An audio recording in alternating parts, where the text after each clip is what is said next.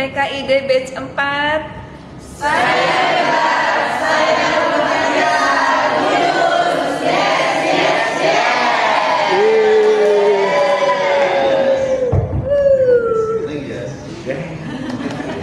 Oke, luar biasa sekali. Pada kesempatan ini kita akan belajar tentang AGD, tapi khususnya adalah pembacaan AGD ya, pembacaan AGD.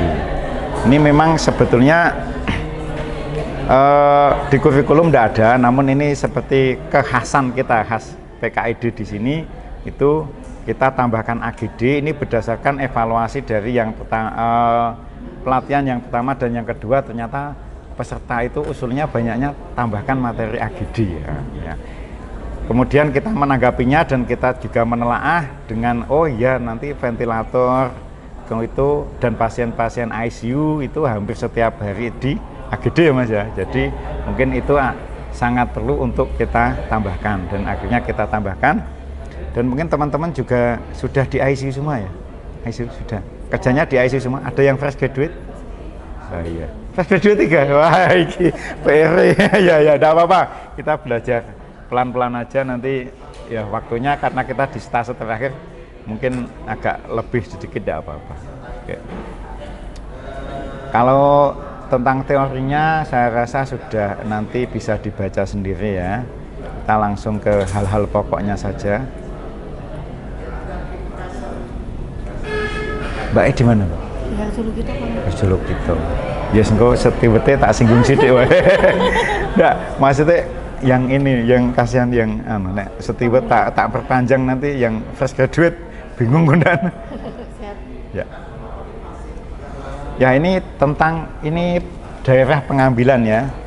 Jadi yang paling banyak digunakan adalah memang yang di tangan. Ya, teman-teman sudah pernah belum? Oh, sisi kaki itu alternatif terakhir sebetulnya. Bayi apa dewasa? Di ICU mungkin karena pasiennya di sininya sudah sulit ya. Yang utama itu memang yang ini tangan. Kalau yang di radialis dan di ulnaris itu sulit, pilihan keduanya di brachialis dulu. Baru setelah itu kalau sudah tidak bisa semua baru di femoralis. Ya. Kenapa begitu? Karena memang kalau di femoralis itu rawan kena vena satu. Yang kedua di sana dekat daerah yang kotor, baik anus maupun dubur itu kan nanti bisa menjadi port di entry masuknya kuman. Pasiennya malah tambah lagi sakitnya gitu ya. Ini salah satu teknik kalau kita mau memastikan atau kita sebelum menusuk itu kita pastikan tangan yang kita tusuk itu aman ya, aman tangan pasien. Itu dengan Allen test. Cuman ini harus pasiennya kooperatif, sadar. Kita minta pasien untuk menggenggam, kemudian ditekan area ulna dan radialisnya. Ya, kemudian kita suruh saat masih ditekan terus ini kita minta membuka. Pasti nanti akan pucat ya, akan pucat tangannya putih. Kemudian kita lepas salah satu. Sulit, nah kita sendiri ya, tapi ya bisa.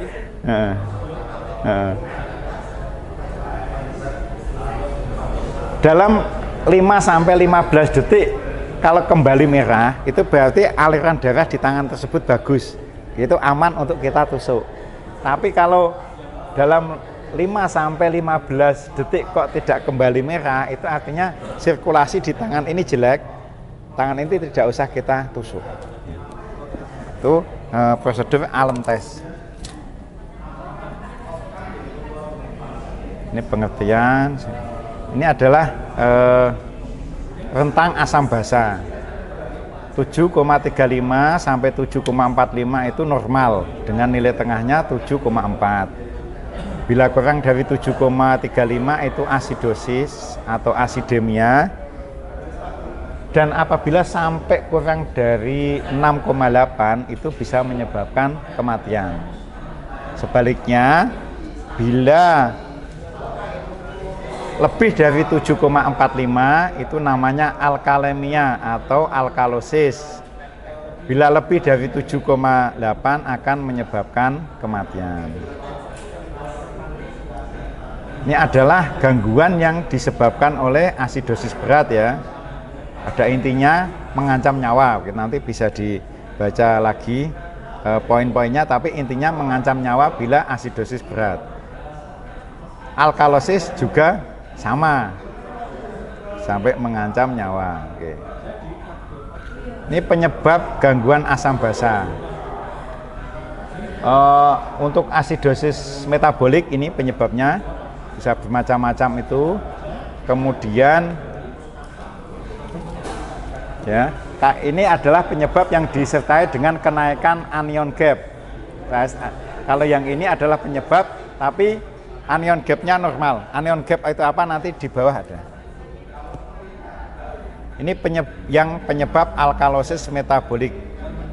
Ada loss of gastric secretion, bisa muntah atau NGT suction. Jadi kalau orang muntah ataupun dia, kalau pasien ICU itu kan sering dipasang NGT tapi dialirkan ya karena sesuatu hal, yaitu perlu kita evaluasi. Karena kalau terus-menerus dikeluarkan nanti bisa tambah alkalosis metabolik. Iya. Ini jelas loss of gastric secretion gitu. Jadi kalau misalnya sudah ndak hijau, ya sudah mulai kita klaim kita. Kemudian kalau produk yang hitam itu apa namanya Mas? Setelah ulcernya itu sudah mulai bening, segera kita jangan lama kelamaan.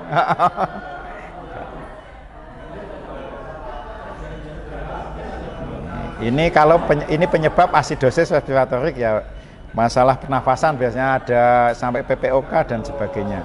Penggunaan obat juga bisa. Ini penyebab alkalosis respiratorik, bisa cedera kepala ya. Bahkan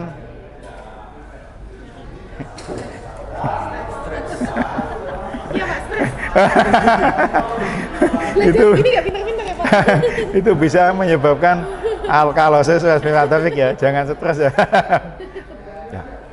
Penilaian asam basa itu bisa, itu yang biasa digunakan adalah Henderson-Hasselbalch, Stewart dan anion gap. Oke. Ini kita mulai yang Henderson-Hasselbalch. Jenengan pasti enggak? Sudah sing ada di belum. Kemarin tic-tac-toe. Tapi ini yang lain. Ini enggak apa-apa. Sama sih sebetulnya. Kuncinya adalah bila pH turun, pH turun disertai HCO3 turun, itu asidosis metabolik. Kalau HCO3 naik, pH naik, ini alkalosis metabolik. Kalau PCO2 naik, pH turun, itu asidosis respiratorik. Kalau PCO2 turun, pH akan naik, dia alkalosis respiratorik. Ini sama ini kebalikan. Itu aja, yang dipegang itu dulu aja.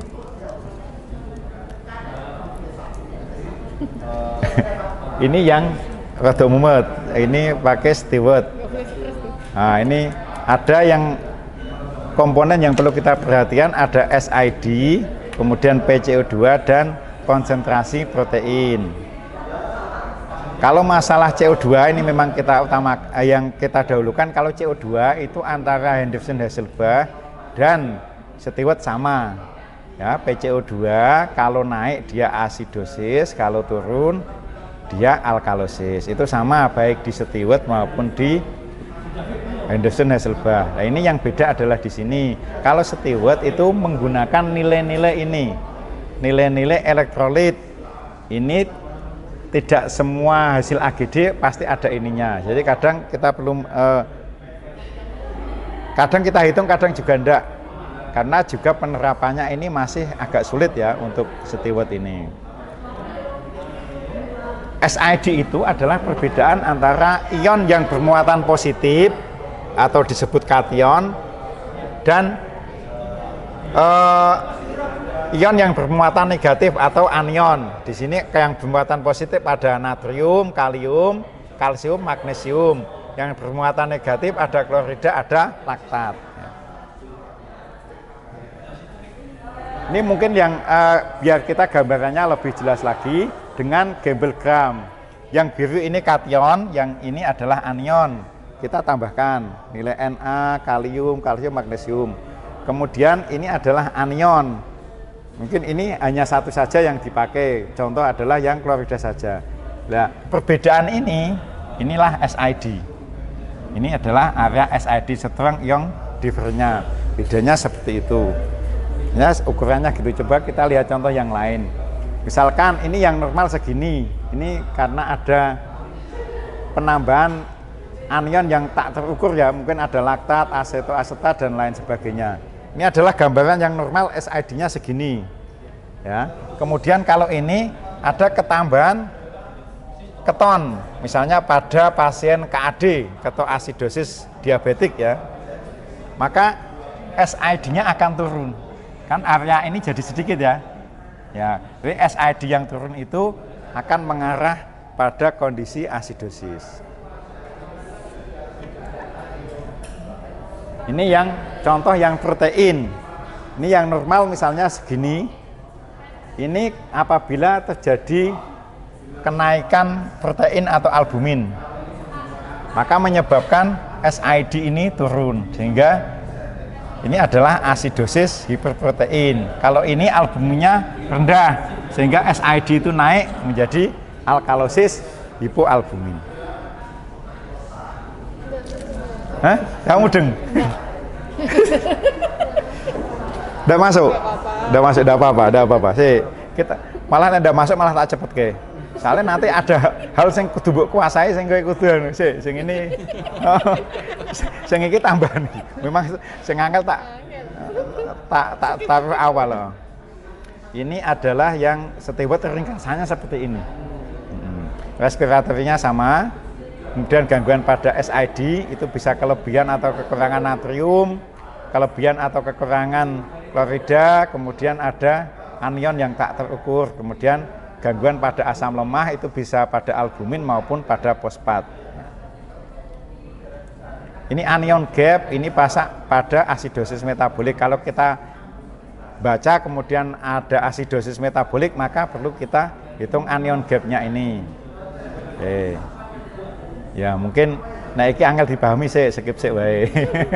Ini kalau anion gapnya tinggi, ini kemungkinan penyebabnya adalah ini. Mulepak ini ada metanol, uremia. Kalau anion gapnya rendah, mungkin hipoalbumin, dilution itu kelebihan cairan. Kalau normal itu pada di orang yang diare misalnya. Oke. Wes rada angel, skip sih, skip. Kita masuk yang ini. Ini adalah dari AGD itu kita bisa PaO2 dan SaO2 ini akan menentukan oksigenasinya. Kita akan menilai ini. Bila nilainya segini adalah hipoksemia ringan, nilai ini hipoksemia sedang, moderat atau sedang. Kalau kurang dari 40 itu adalah hipoksemia yang berat atau severe.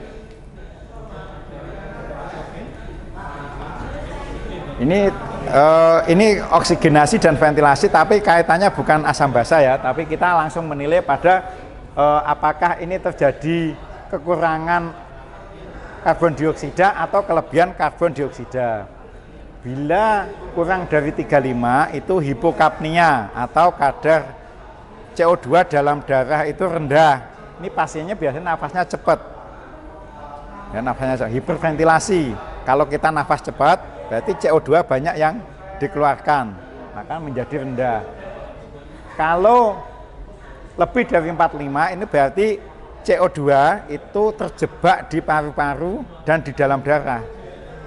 Karena tidak bisa dikeluarkan, itu pasiennya biasanya nafasnya lambat ataupun karena ada penyempitan jalan nafas. Misalnya pada pasien asma, PPOK itu kan jalan nafasnya sempit, bronkusnya sempit, jadi CO2-nya tidak bisa dikeluarkan. Ini tentang AADO2. AADO2. Oke, tak neng gini wae.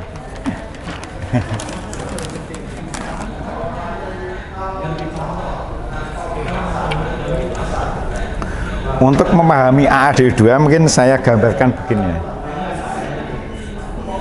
Ini katakanlah versi besarnya alveoli ya. Alveoli. Ini kapiler di paru ya.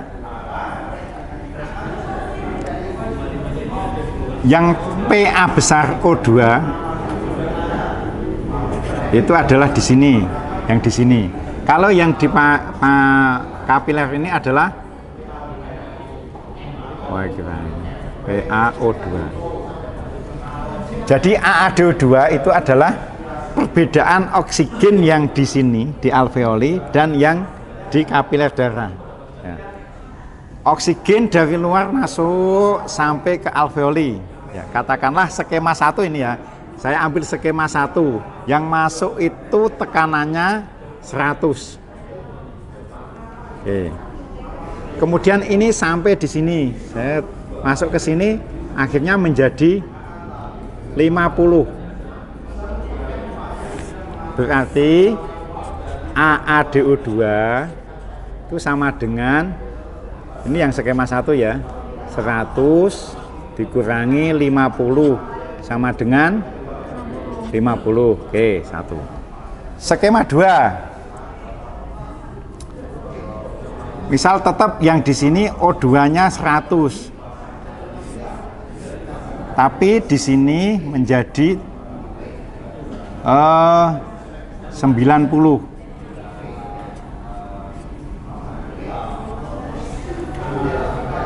Berarti AaDO2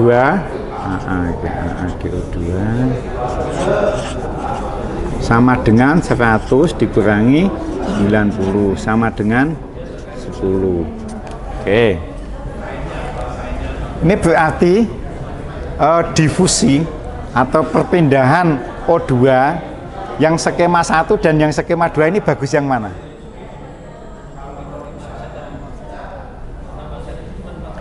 Yang 100 di sini jadi 50. O2-nya yang masuk hanya 50. Kalau ini dari 100 yang masuk 90. Yang kedua ya. Berarti yang bagus adalah yang kedua atau yang AaDO2-nya rendah, lebih kecil ya.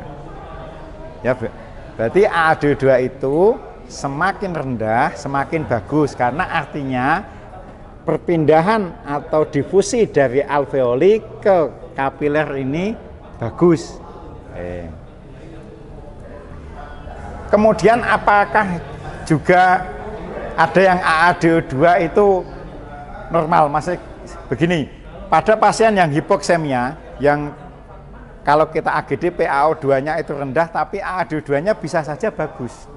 Jadi misalnya dia ini 60, kemudian di sini hanya 40. Kan dia yang masuk 60 tapi di sini mampu 40. Itu kan nanti AaDO2-nya hanya 20. Berarti termasuk angka yang rendah ya. Itu bisa saja. Tapi bisa saja yang sebaliknya. Ini, misalkan ada orang hipoksemia, tapi AaDO2-nya normal. AaDO2-nya normal, tapi dia hipoksemia. Maka penyebabnya itu kemungkinan ini, hipoventilasi atau pada ketinggian.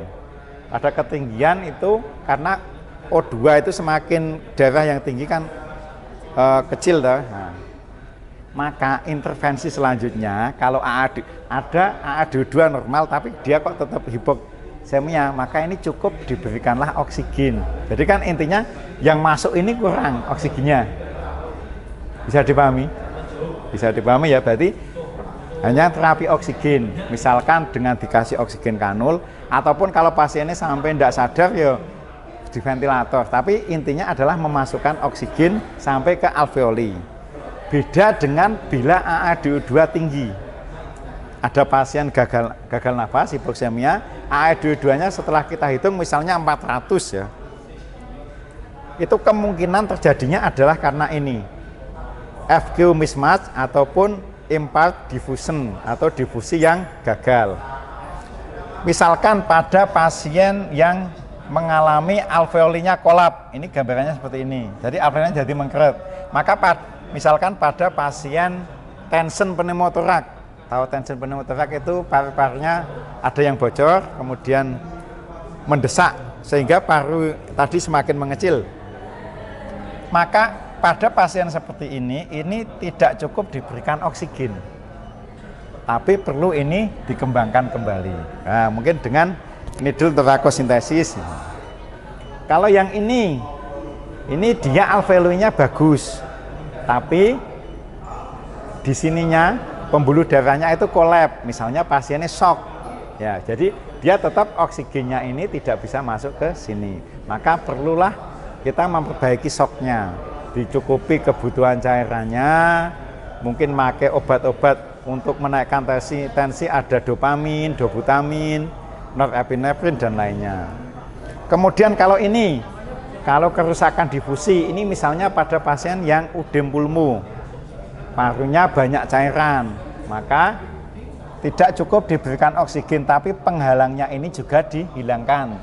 Dengan cara apa? Misalnya diberikan obat diuretik, obat yang untuk mengeluarkan cairan, obat yang akan memperbanyak kencing. Itulah gunanya kita memahami AADO2. Masih paham gitu Wisan? Iya.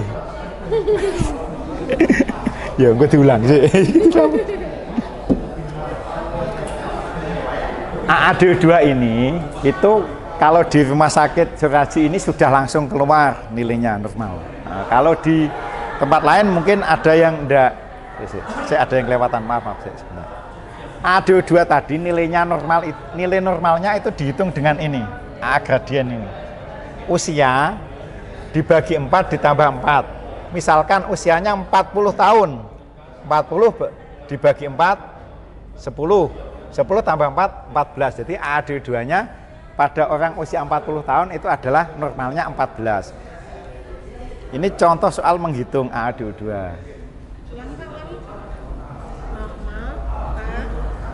Normal usia dibagi 4 ditambah 4.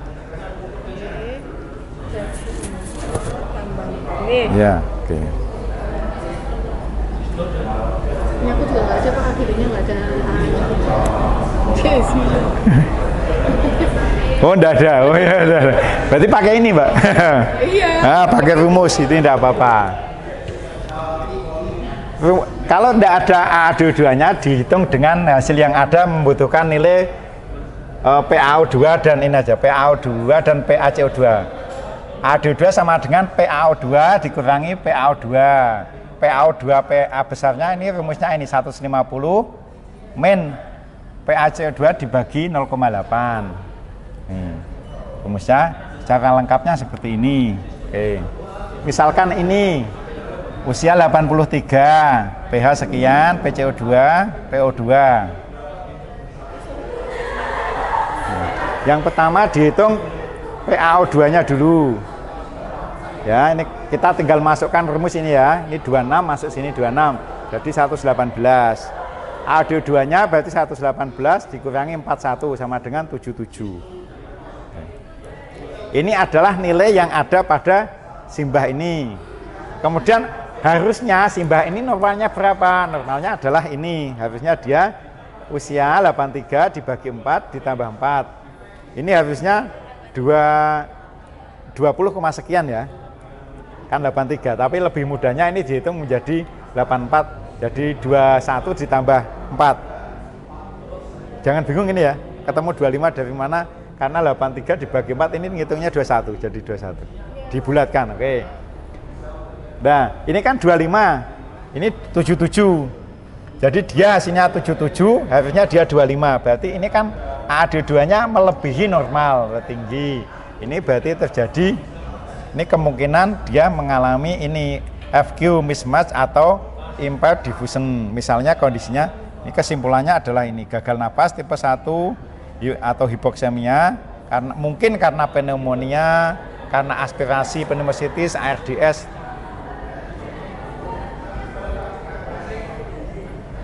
Kemudian AADO2 ini juga bisa untuk menghitung konsentrasi oksigen yang akan kita berikan. Kan misalnya kita setelah pasang ventilator, kita AGD, kan kita mungkin menyesuaikan oksigennya, karena kan tidak pasti ya, maksudnya oh itu saturasinya di monitor sudah 95, ini kita ngasihnya 70% FiO2-nya, tapi secara lebih detail apakah 70% itu sudah tepat atau enggak kita kan enggak tahu. Ya, itu bisa kita hitung dengan AdO2 ini.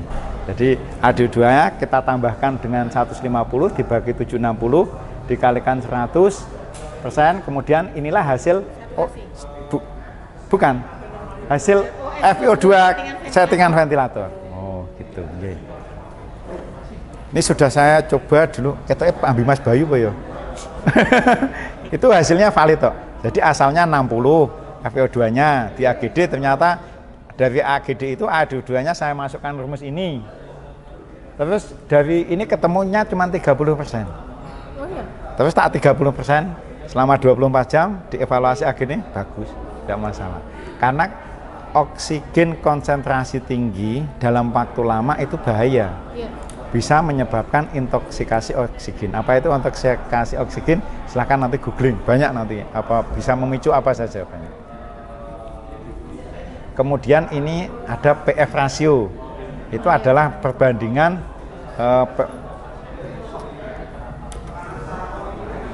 PaO2 dan FiO2. Perbandingan PaO2 dan FiO2. Untuk memahami ini mungkin saya akan mengilustrasikan begini. Kita sehat tanpa bantuan oksigen, misalnya di AGD, kira-kira PaO2-nya berapa? Nilai yang paling enak di 100 gitu aja ya. Ya, yes. FiO2 oksigen yang ada di udara bebas ini berapa persen? 21%. Kita jadikan 20 aja ya, biar ngitungnya enak. Kemudian ini kita jadikan desimal ya, 0,2. Berarti PF rasionya adalah 100 dibagi 0,2 sama dengan 500. Oke, ini adalah normal. Lebih dari 400. Ya, sampai di sini paham ya? Siap, paham. Kemudian misal satu kasus pasiennya pakai NRM 10 LPM, kemudian di AGD keluarlah PaO2-nya 90. Oke. Coba kita hitung PF rasionya dari ini. Berarti kalau O2 NRM 10 LPM ini FiO2-nya berapa? 61. Ya lebih no, NRM kok. 90 lebih. Oh iya. Ini katakanlah 90% ya. Kita ambil yang begini. Maka PF rasionya adalah 90 dibagi 0,9 sama dengan 100 masuk pada critical. Jadi kalau kita membaca AGD jangan puas PaO2 dan SpO2, karena bisa jadi kita melihat PaO2 dan SpO2-nya bagus, wah bagus, tidak apa-apa pasien ini, tapi ternyata bagusnya dia itu kan karena 10 LPM ini. Nah, karena ini kan berarti bisa jadi pasien ini setengah jam kemudian atau 1 jam kemudian itu bisa lebih jelek karena ini sudah tidak mampu lagi. Nah, jadi kalau ada PaO2 kita perlu melihat FiO2 atau melihat PF rasionya langsung. Kalau PF rasionya rendah itu kita perlu waspada. Perlu nanti evaluasinya atau monitoringnya ketat. Kalau dia nanti kok klinisnya membaik ya oke, berarti arahnya ke baik. Tapi kalau nanti semakin jelek maka perlu kita lakukan mungkin sampai intubasi dan pasang ventilator. Nih, jadi kita tidak boleh hanya melihat PaO2 saja, tapi FiO2 atau PF rasio itu perlu kita perhatikan. Kalau ini adalah PF rasio, ini bisa untuk mengkategorikan ARDS. Kalau dia 200 sampai 300 itu ARDS-nya ringan. Kalau 100 sampai 199 itu moderat. Kalau kurang dari 100 itu ARDS-nya berat. Ya. Ini keperluan mengapa kita perlu menghitung PF rasio.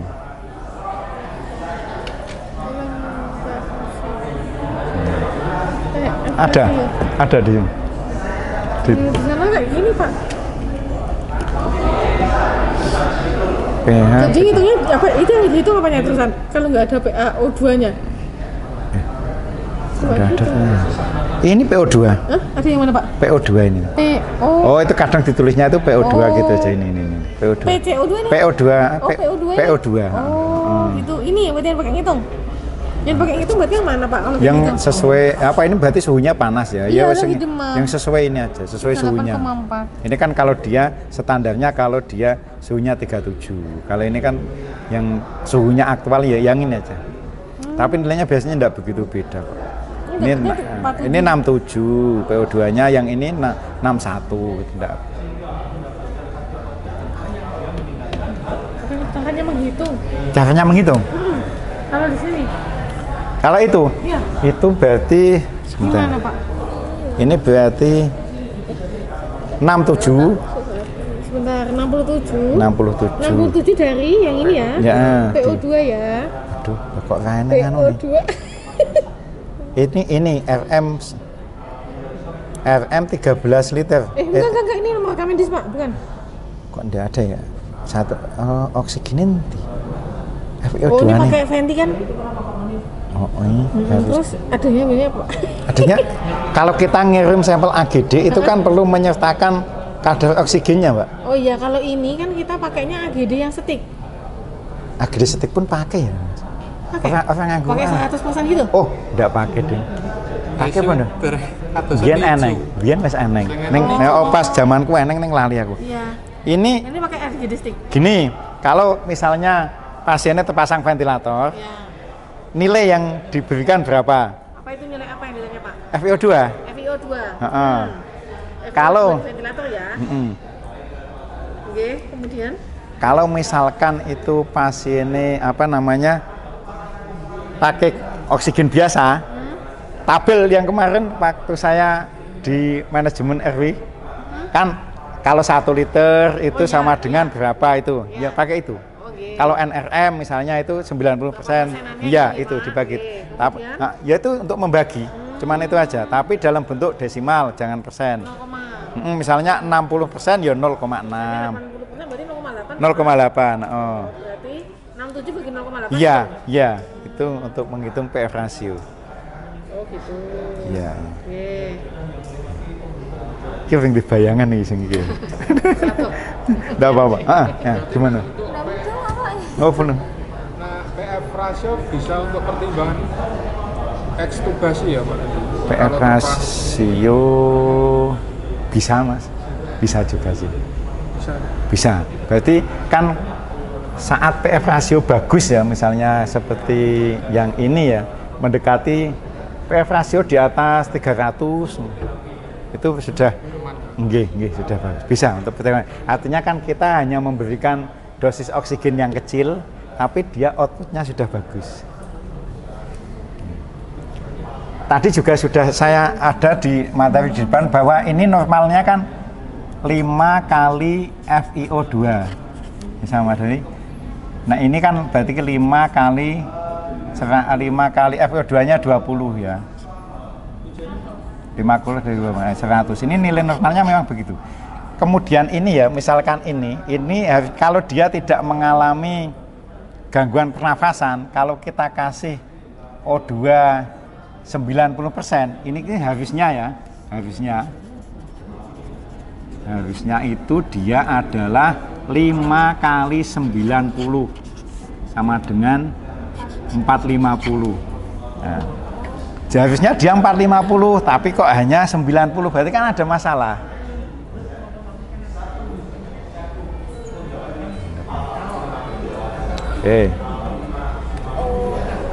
Oh, sudah nah sudah Ada nyambung sedikit. Apa itu konstanta? Konstanta. Ini memang dari persamaan. 5 ini konstanta. Normalnya PaO2 itu Normalnya PaO2 ya itu 5 kali FiO2. 5 kali FiO2. Contohnya yang ini tadi kan oksigen bebas itu kan 20%. Nah, 5 kali 20% sama dengan 100%. Sama dengan 20. Kemudian kalau yang ini misalnya pakai NRM 10 atau 15 liter per menit kan FiO2-nya segini. Ini kalau kita harusnya kalau tidak ada gangguan pernafasan kan dia 5 kali 90. Berarti 450 harusnya dia PF rasionya itu harusnya dia PaO2-nya itu 450. Harusnya 450 tapi kenyataannya adalah ini. Berarti kan ini tidak normal, jauh sekali dari seharusnya. Makanya perlu di monitoring ketat. Kalau misalnya ini sejam kemudian kok perbaikan, ya oke lah terapi yang itu kita lanjutkan.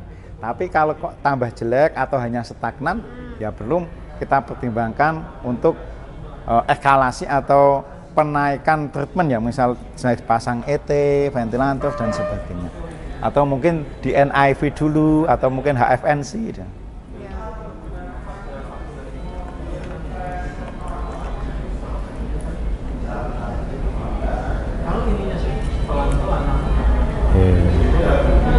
Materinya nanti tak kasih, yang penting ini dipahami aja.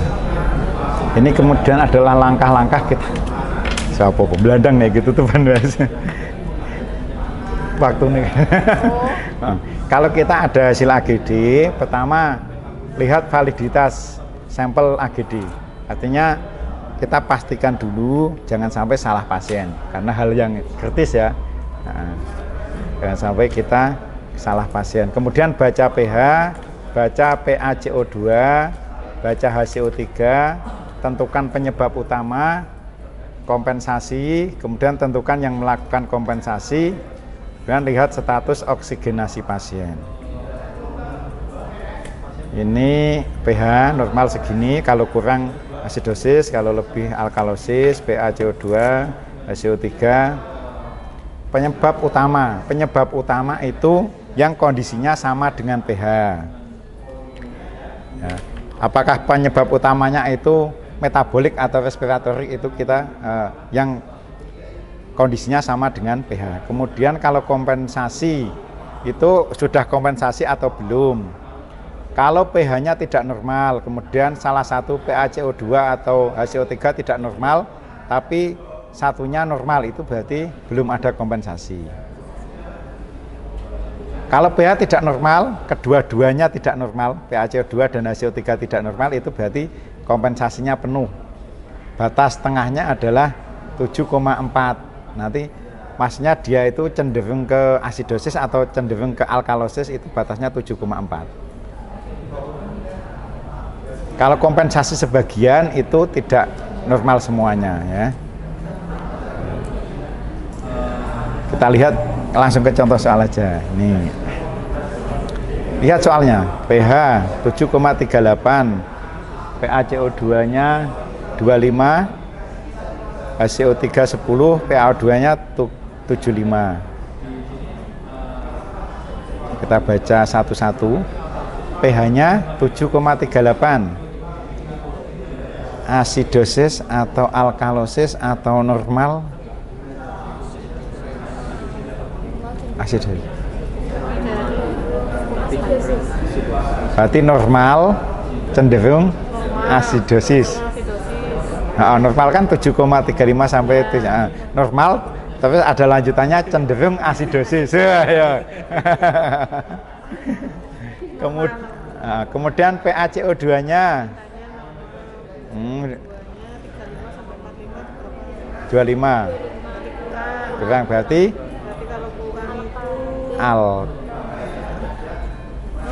alkalosis respiratorik ya. Yang kalau PaCO2 itu kalau dia turun dia alkalosis. Ya, kalau lebih asidosis. Ya. Respiratori kalau kurang. Ya, alkalosis respiratorik. Pokoknya kalau respiratorik itu digandengin yang CO2. Kalau metabolik itu gandengnya di HCO3. Terus kalau CO2 itu kalau dia tinggi itu malah asidosis. Kalau rendah dia alkalosis. Kalau HCO3 dia kalau tinggi itu alkalosis, kalau rendah dia asidosis. Ya, ya.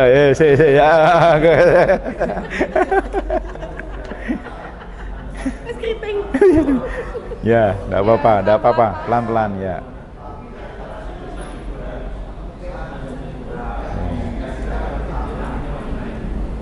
Kemudian penyebab utama itu berarti tadi apa? Yang sejalan dengan pH, yang asidosis metabolik atau yang alkalosis respiratorik. pH-nya tadi normal tapi cenderung asidosis. Berarti yang sama-sama asidosis adalah yang asidosis metabolik. Ya kan, sama-sama asidosisnya. Kemudian kompensasinya normal atau sebagian atau tidak kompensasi. Kalau sampai ke nilai normal itu berarti dia kompensasinya penuh ya. Nah, kompensasinya penuh. Kemudian kalau yang mengkompensasi berarti yang sebaliknya. Oke, saya bisa soalnya saya sudah. Oke, ini hasilnya ini. Coba dilihat, dipantengin.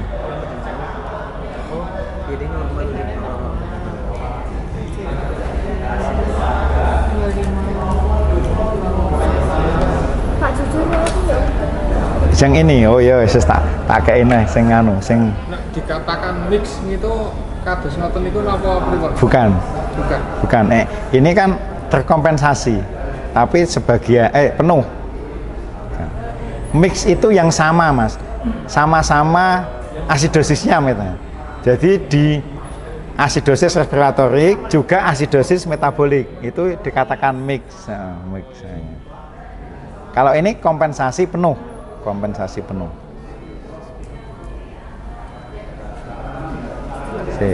Belum. Ada cara yang mungkin akan agak model lebih sebenarnya. Naik jembatan keledus saya. Gampang. Tik-tak tuh kalau lebih mudah enggak apa-apa dipakai tik-tak tuh. Ini yang mix seperti ini, Mas. Ini misalnya pH 7, alkalosis semua atau asidosis semua itu mix.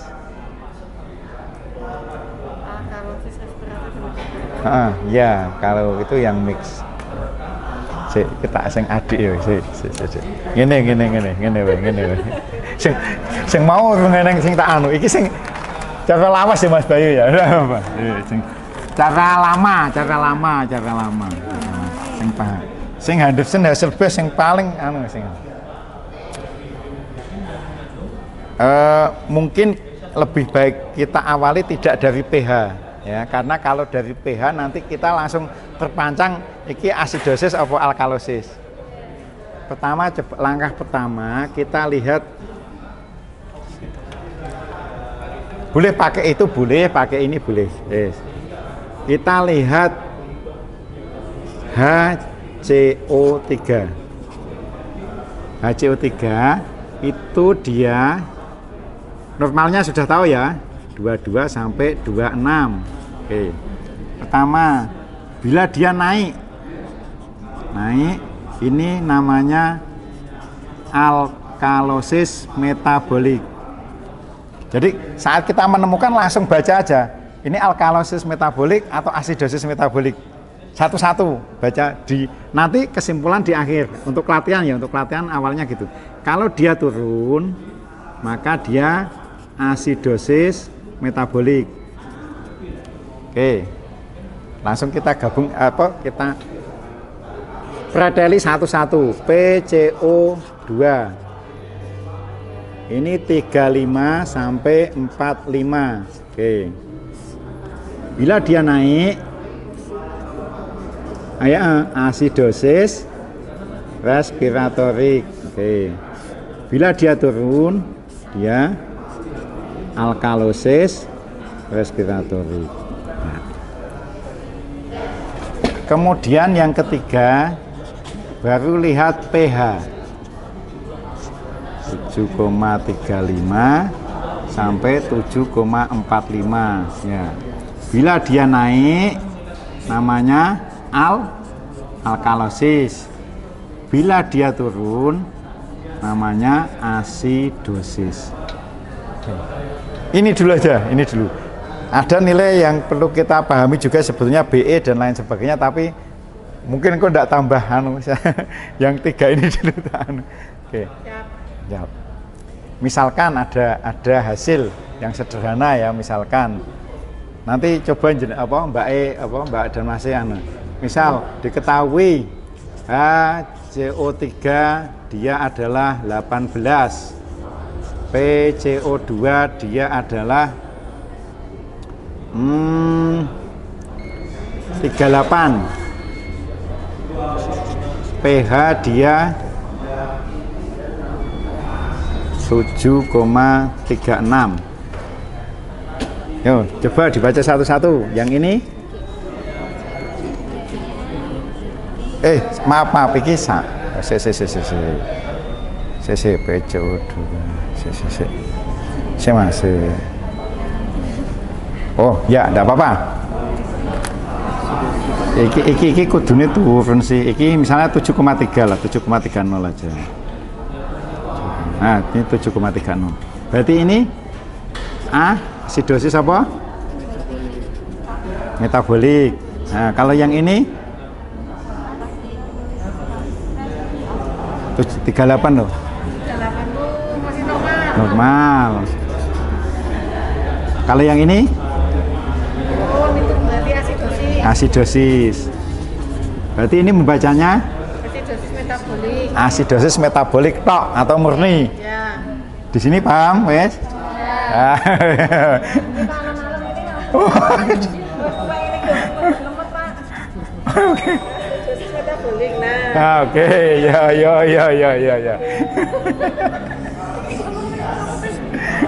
Soalnya kenyataannya gue sing ini iki jarang.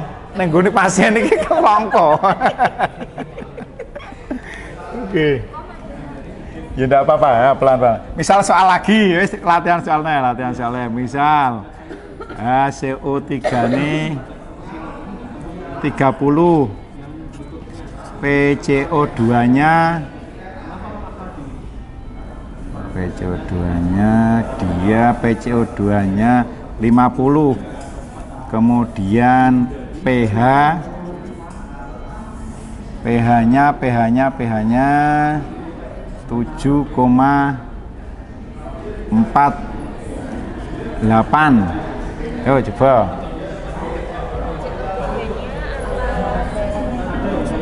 Oke, alkalosis metabolik. Nah, asidosis respiratorik. Terus ini alkalosis. Berarti bacanya apa? Nyong.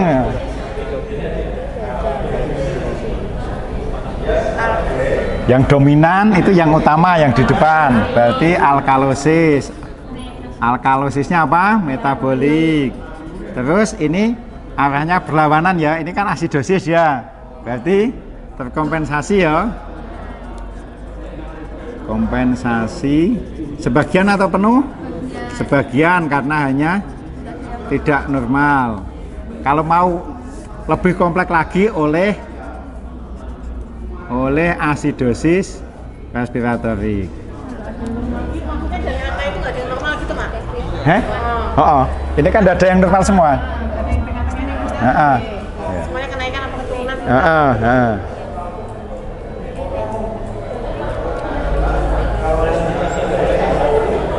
Iya, soalnya lagi lulus kok. Belum tahu kerja ya, maklum.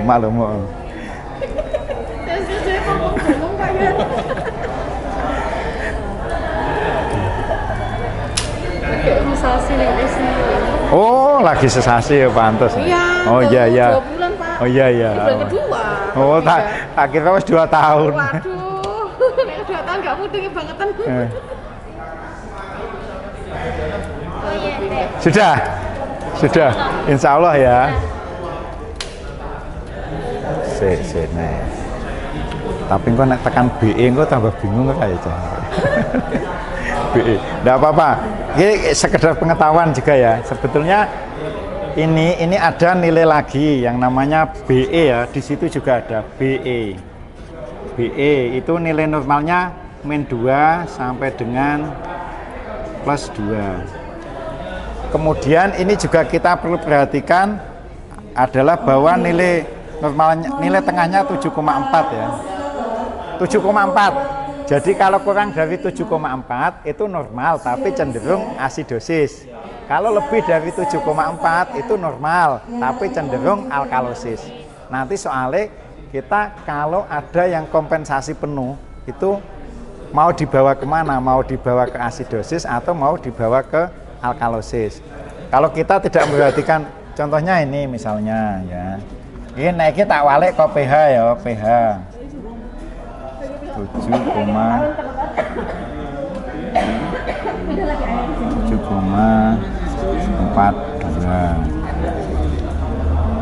CO2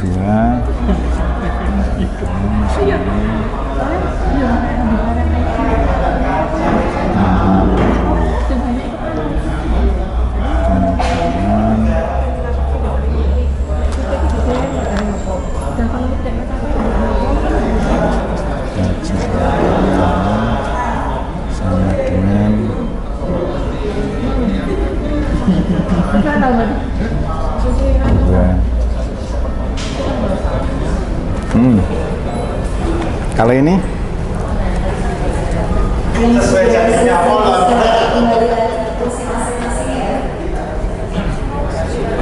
pH-nya normal, cenderung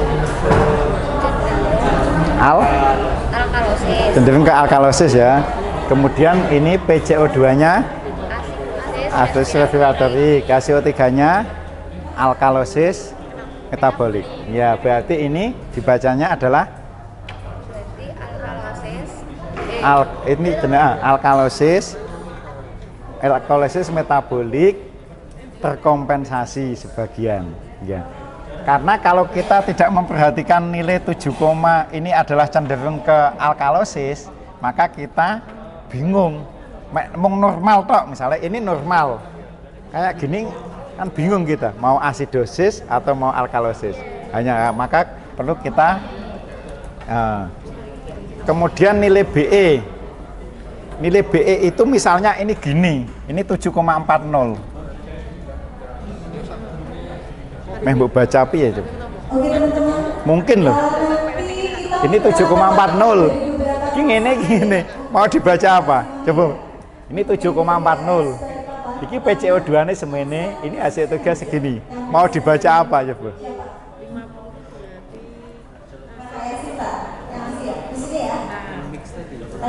Ya enggak mix. Nek mix itu searah, Mas. Sama-sama asidosis. Apa sama? Ya normal dan di titik tengah. Siapa yang mau tes ini? Badinita,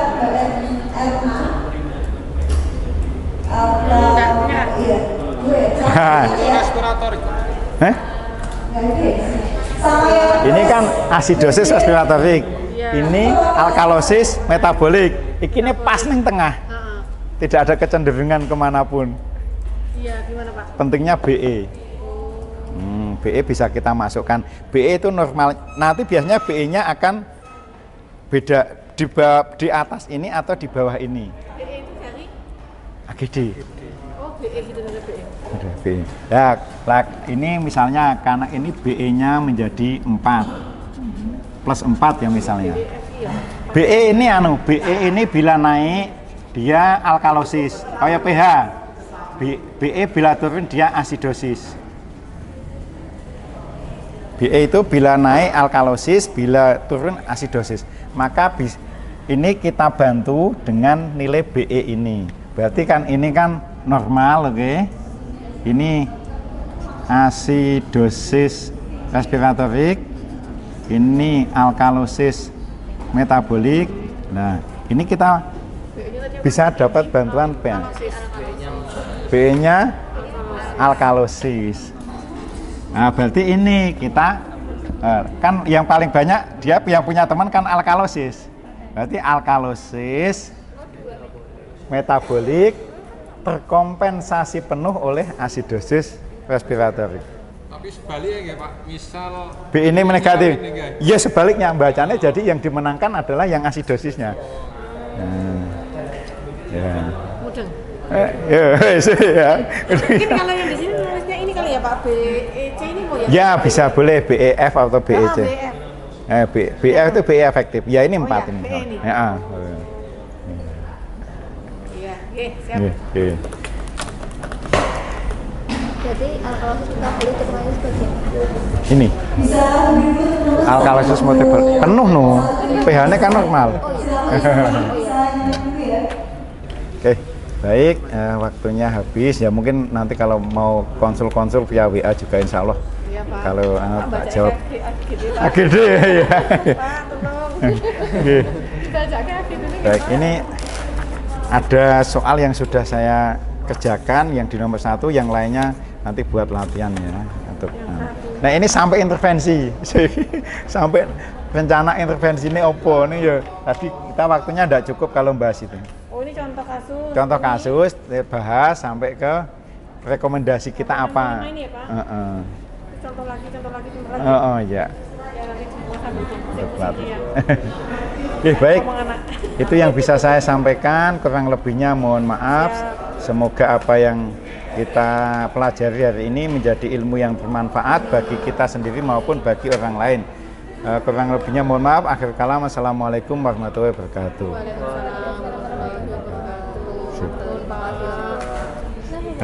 Sip, belajar boleh. Harus belajar dulu. Soalnya urung ya, urung kerja maklum. Tapi mantap.